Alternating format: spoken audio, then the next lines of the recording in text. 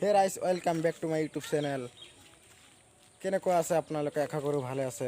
আৰু আজি আজি আজি আজি মানে আপোনালোকক মোৰ তৰফৰ পৰা সকলোকে ঈদ উল ফিতৰৰ হৃদয়ৰ পৰা থাকিল শুভেচ্ছা। তো এইবেলি ঈদ মানে আমি বহুতো আনন্দিত, কাৰণ দুবছৰৰ পিছত তিনি বছৰমান হ'ল, 2 বছৰৰ পিছত আমি এতিয়া অপেনলি মানে আমি এইবাৰ ঈদ কৰিব পাই আছোঁ, মানে ঈদ কৰিব পাৰিম। আৰু তো ঈদত যাম সমূহীয়াভাৱে, ঈদৰ নামাজ পঢ়িম সকলোৱে। তো আমি সকলোৱে বহুতো আনন্দিত, আপোনালোকে চাগে আনন্দিত হৈছে। আৰু চাওক, আজি আমাৰ এইটো ভিডিঅ'ত আমি ঈদত যোৱা নামাজ পঢ়া মানে যাম আৰু ব্লগ বনাই গৈ থাকিম। তো চাই থাকক। আৰু সকলোলৈ থাকিল মোৰ ঈদৰ নিমন্ত্ৰণ, মানে ঈদৰ দাৱাত। সকলোৱে আহিব। তো বোধহয় মানে খোৱা দাৱা কৰিলে সকলোৱে।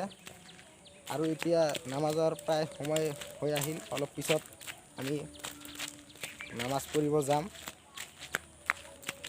তো এতিয়া এই ঘৰৰ সন্মুখত এনে অলপ ফুৰি আছোঁ, আৰু মানুহ আহিব, তেওঁলোকৰ লগত যাম একেলগে সকলোৱে।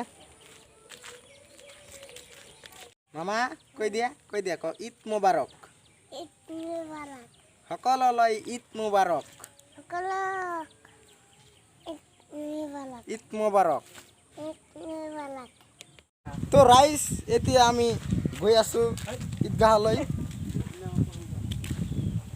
বহুত 2 বছৰৰ মূৰত কিমান যে আনন্দিত হৈ আছোঁ, উৎফুল্লিত হৈ আছোঁ আমি। কিমান দিনৰ পিছত ঈদগাহলৈ সমূহীয়াভাৱে নামাজ পঢ়িম। কথাটোৱে বেলেগ না। তো বহুতো মানুহ আহি আছে, তেওঁলোক মানে কেমেৰাৰ সন্মুখত নাহে, লাজ পায়। তো হ'ব, সিহঁত আহিব নালাগে, আপোনালোক থাকিলে হ'ল।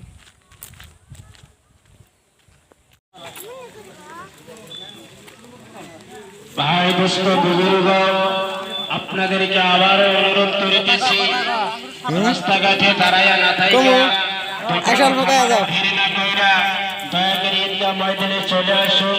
ভাই, আজকে আমাদের খুশি নয়, এই খুশি হলো আমাদের আসলে ইবাদত করার নাম হলো খুশি। তাই আপনাদেরকে আবার অনুরোধ করিতেছি,